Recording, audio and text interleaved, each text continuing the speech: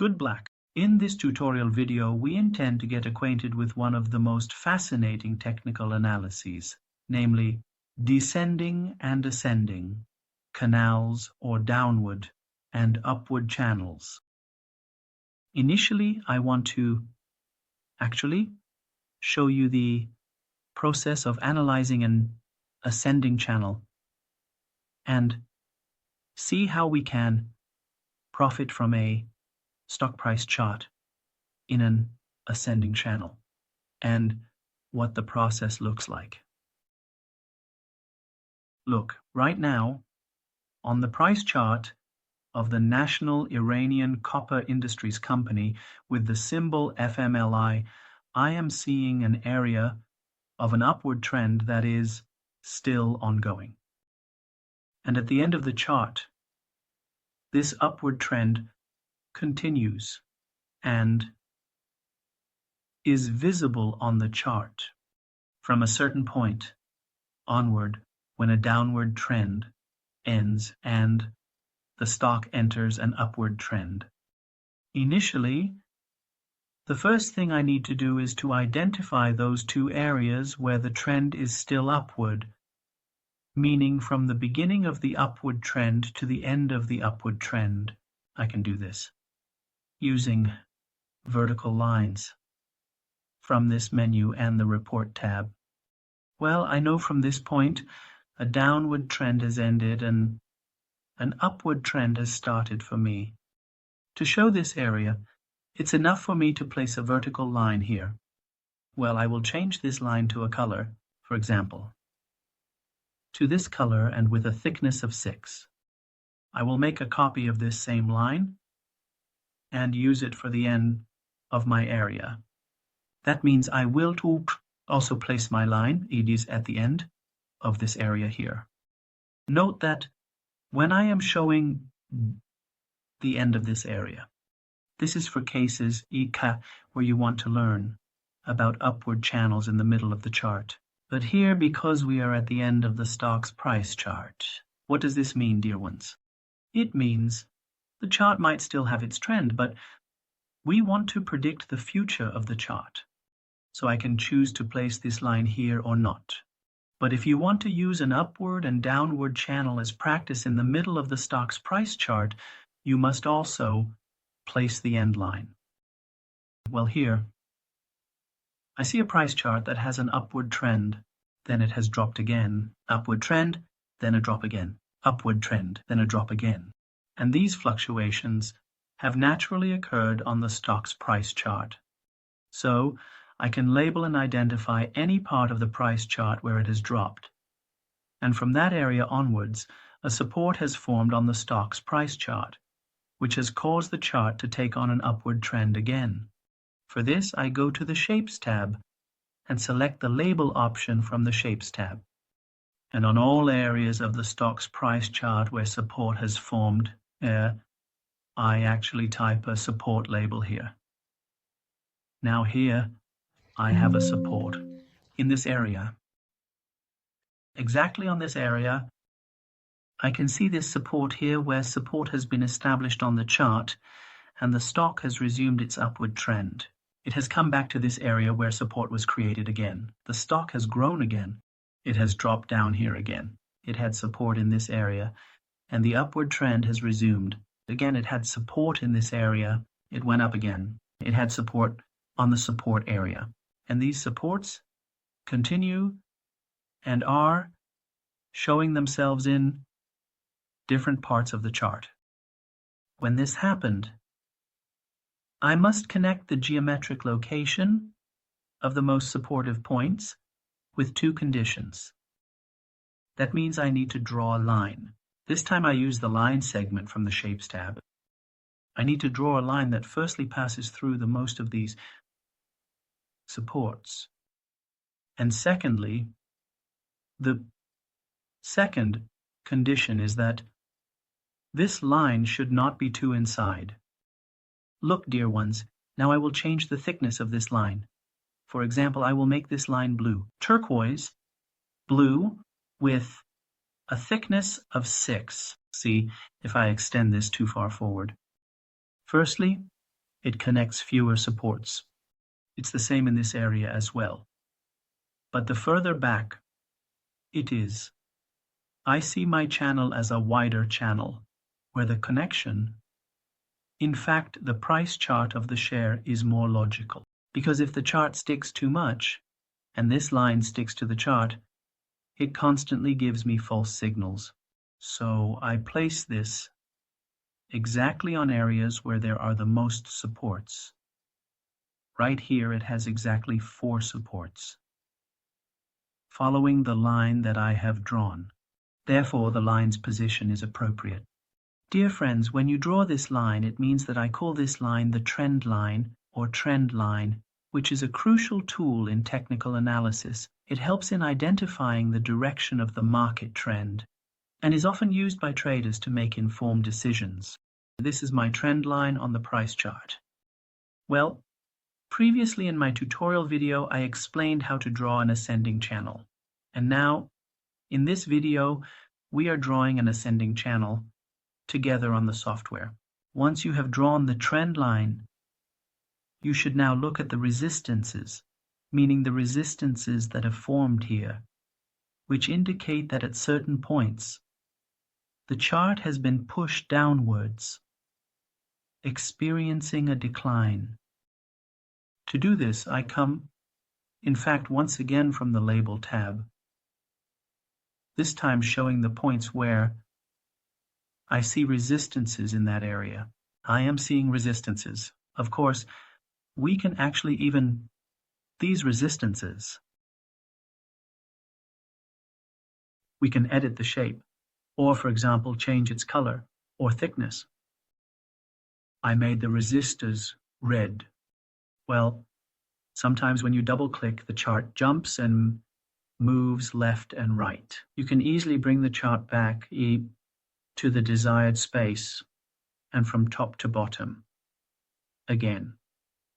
Well, I drew a resistance area here. Here I see resistance again. Again I see resistance here. Again I see resistance in this area. Resistance here. You see the resistance and various resistances on the stock's price chart here.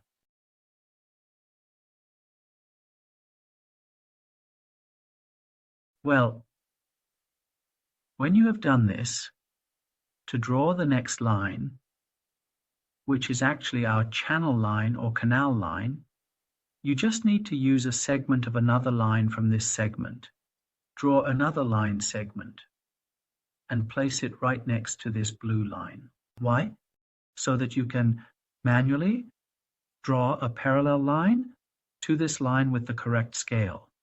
These lines must definitely be parallel. They must be 2 parallel lines. I have now turned this line, which was previously blue. I will turn this one red with a thickness of 6. And this line is our channel line. Now, what was our definition of a channel line?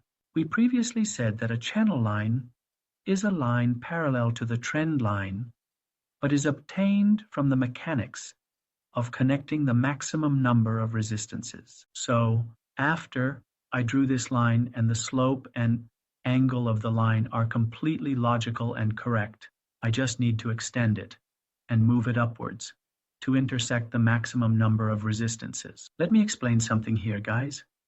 If this line is too close, it's completely wrong, because our channel will be drawn incorrectly. The channel must have some distance so that we don't receive false signals. The chart should not constantly hit the line. Look, this area is a very good one. It intersects various regions.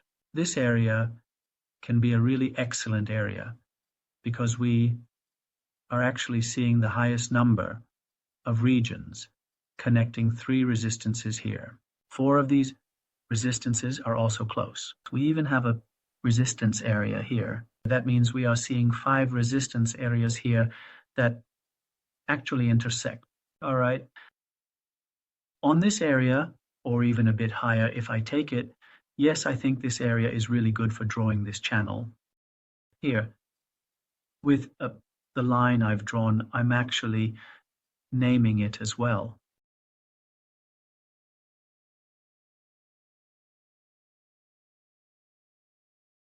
and my channel line, which means channel line.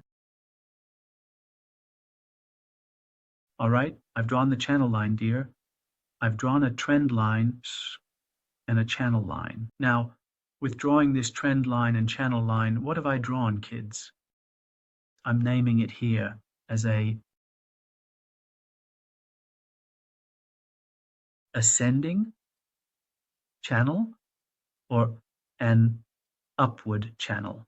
Well, this ascending channel that I've drawn, now I want to get a signal from it.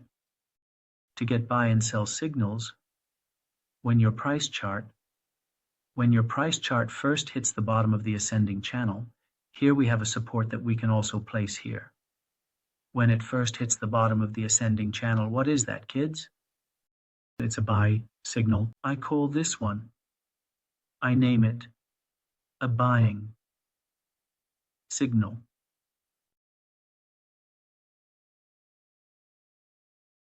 I have a buy signal here right now, and when you make your purchase here, you wait in this channel, wait until your price chart comes to, actually hits the top of your channel in this area, or this area, for the first time. And whenever your price chart hits the top of your channel, you can use it as a selling signal. So here I have a selling signal now, and I can sell my shares here sometimes. As I mentioned before in market psychology, you might say, oh no, I sold my shares here, and now, why has the stock gone higher? I wish I had held on and sold at a higher price. No, never. Be biased in the market. Support and follow what the analysis tells you. Say, I buy in this area and according to the rules and technical analysis I've done and what the analysis tells me, I should sell in this area and not interfere further. Now the chart has gone higher and it doesn't matter to me at all.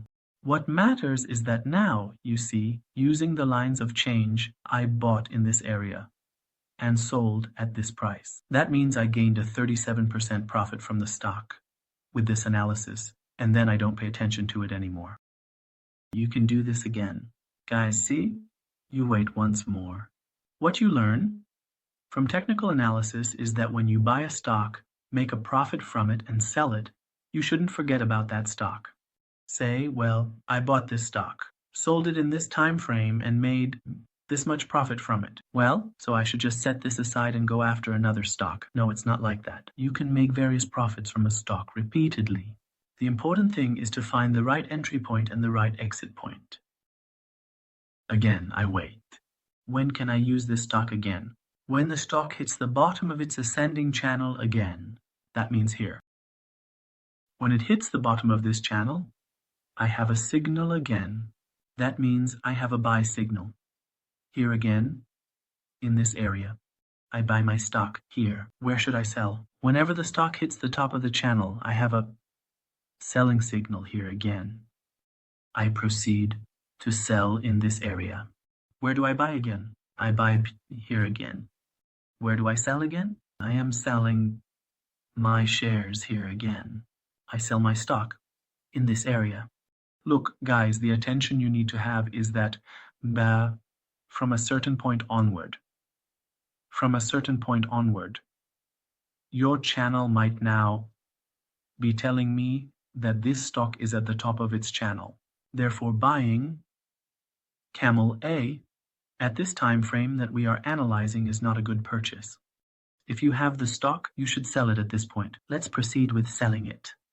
Now, from this area where I bought to this area, using the lines of change you see, I'm getting about an 18% profit from the stock.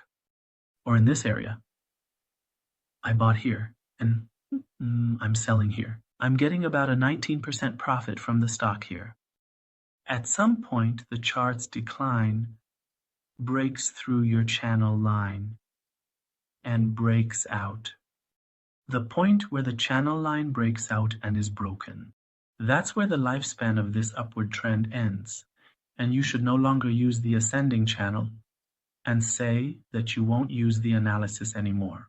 In this upward trend, its lifespan has ended, and I must use other analytical methods.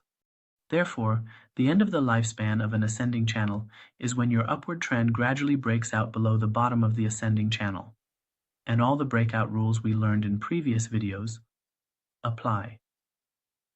The three main breakout rules, and all their regulations, once they occur, mean that your channel is dead and gone, and you should no longer use it. This was the method we learned together for analyzing an ascending channel. In the next videos, we will learn how to profit from a stock in a descending channel, and how to analyze the stock on a downward trend to make a profit from it. And interestingly, in a descending channel, you can also profit from the stock. Don't miss the next video and watch it very carefully and pay close attention.